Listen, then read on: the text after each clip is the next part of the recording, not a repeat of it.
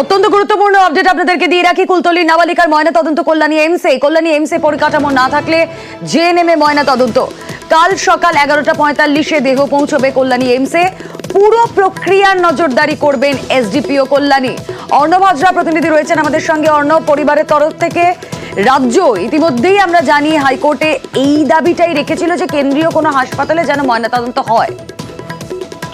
দেখো রুমেলা, দেখো কাল অর্থাৎ জয়নগরের নির্যাতিতার ধর্ষণের যে ঘটনা, সেই ঘটনার ময়নাতদন্ত সোমবার হবে, কল্যাণীতে হবে।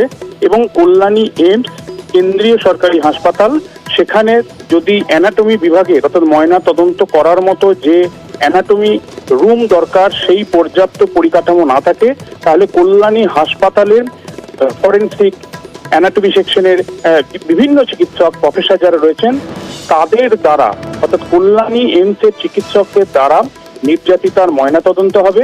কল্যাণী এইমসের পরিকাঠামোর অসম্পূর্ণ থাকলে সেই পরিকাঠামো কল্যাণী জেএনএম হাসপাতালের পরিকাঠামো ব্যবহার করা যাবে। কাল সকাল 11:45-এর মধ্যে নির্যাতিতার দেহ কাঁটাপুকুর মঠ থেকে সেখানে পৌঁছাতে হবে। কল্যাণী এইমসে যাওয়ার পর এই দেহ নিয়ে তারা সেখানেই সেটা সমাপ্ত করবে, নাকি পরিকাঠামোর অভাব থাকায় জেএনএম হাসপাতালের ইনফ্রাস্ট্রাকচার ব্যবহার করবে, সেটা তারা সিদ্ধান্ত নেবে। তবে কল্যাণী এইমসের হয়ে যিনি পদাধিকারী ছিলেন ডাক্তার মল্লিক, তিনি ভার্চুয়াল কনফারেন্সের মাধ্যমে বিচারপতি তীর্থঙ্কর ঘোষের এজলাসে সংযুক্ত হন এবং তিনি জানান যে তাদের কাছে পরিকাঠামোয় অসম্পূর্ণতা রয়েছে। তখনই বিচারপতি জানান যে তাদের পরিকাঠামো না থাকলে, যেহেতু তাদের চিকিৎসক বা প্রফেসর রয়েছে পোস্টমর্টেম করার মতো, যেখানে দুটো অত্যন্ত গুরুত্বপূর্ণ দিক, এক হচ্ছে ফরেনসিক মেডিসিন ফরেনসিক ডিপার্টমেন্ট, সেটা না থাকা কমেন্ট হাসপাতালে যেটা রয়েছে কল্যাণী এইমসে, অর্থাৎ এটাই অত্যন্ত গুরুত্বপূর্ণ ময়নাতদন্তের ক্ষেত্রে। তাই কল্যাণী এইমসের চিকিৎসকরাই ময়নাতদন্ত করবেন জয়নগরের নির্যাতিতার। পরিকাঠামো ব্যবহার করা যাবে জেএনএম সরকারি যে আমাদের রাজ্য সরকারি যে হাসপাতাল সেখানকার।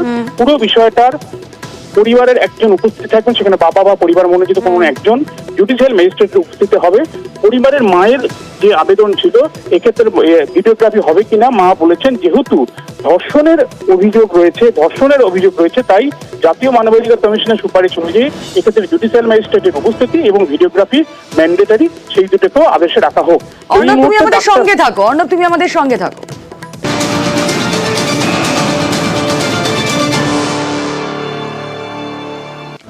আর ইতিমধ্যেই পক্সো আদালতে মামলা স্থানান্তরের নির্দেশ হাইকোর্টের তরফ থেকে। নির্যাতিতা নাবালিকা, কেন পক্সো আইনে মামলা হয়নি? কুলতলিতে নির্যাতন খুনের নির্দেশ হাইকোর্টের। অর্ণব হাজরা জানাতে পারবেন আরো বিস্তারিত। অর্ণব, দেখো জয়নগরের ঘটনায় পুলিশ এখনো পর্যন্ত যে পদক্ষেপ করেছে সেই পদক্ষেপে আমি অসন্তোষ প্রকাশ করছি। পুলিশের যে পদক্ষেপ করা উচিত ছিল সেটা হয়নি এবং হাইলি ডিসস্যাটিসফ্যাকশন ফ্রম মি, এই কথাটা বলেন খোদ বিচারপতি তীর্থঙ্কর ঘোষ। অর্থাৎ এক্ষেত্রে ময়নাতদন্ত হয়নি, তাই পক্সো আইনে মামলা রুজু করা যায়নি, এটা রাজ্য বলার চেষ্টা করলেও যে ফরওয়ার্ডিং লেটার সামনে এসছে বিচারপতি সেটা পড়ে দেখেন এবং যে ইনকোয়েস্ট হয়েছে, অর্থাৎ খালি চোখে দেহ দেখা, দেহের আঘাতের চিহ্ন দেখা, দেহ কিভাবে পড়েছিল সেটা দেখা, সেটা জানার পরও কেন, অর্থাৎ এই ইনকোয়েস্টটা করার পরও, এই রিপোর্টটা পুলিশের হাতে থাকার পরও কেন পক্সো আইনে অন্তত 6 নম্বর ধারায় মামলা হবে না, এই জায়গায় পুলিশের সমালোচনা করেন বিচারপতি তীর্থঙ্কর ঘোষ।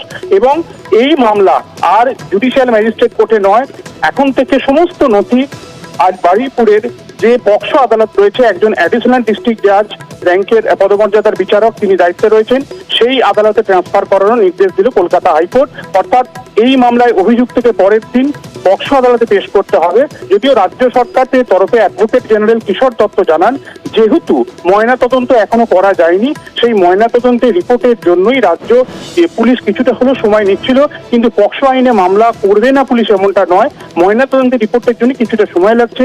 আলাদা করে নিশ্চিতভাবে পুলিশ এখানে আবেদন করবে এবং পক্সো আইনেই মামলা রুজু করা হবে।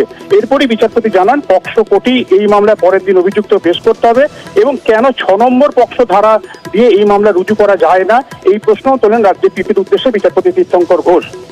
ধন্যবাদ।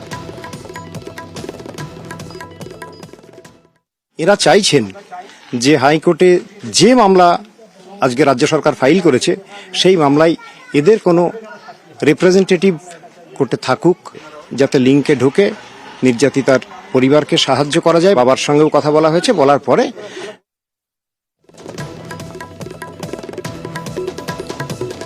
আপনাদেরকে জানিয়ে রাখি, ইতিমধ্যেই যেই সিদ্ধান্ত নেওয়া হয়েছিল পরিবারের তরফ থেকে, রাজ্য হাইকোর্টে আবেদনও জানায়, যে ক্ষেত্রে ময়না তদন্তে জটিলতা তৈরি হয়েছে। কেন্দ্রীয় সরকারের অধীন কোনো হাসপাতালে ময়না তদন্ত হবে।